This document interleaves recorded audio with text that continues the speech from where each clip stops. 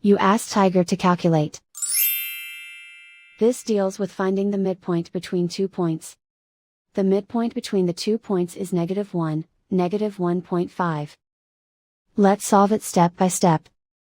Plot the 2 points and calculate the midpoint using the formula. The coordinates of point 1 are, x1 equals 95, y1 equals -86. The coordinates of point 2 are, x2 equals -97, y2 equals 83.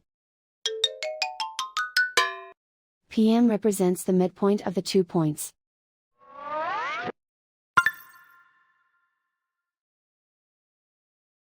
Use the x values in the midpoint formula to find the midpoints x.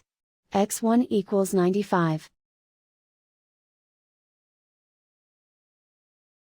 x2 equals -97. Simplify the arithmetic.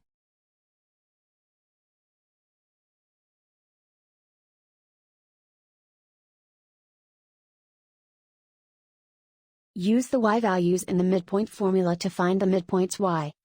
y1 equals -86. y2 equals 83. Simplify the arithmetic.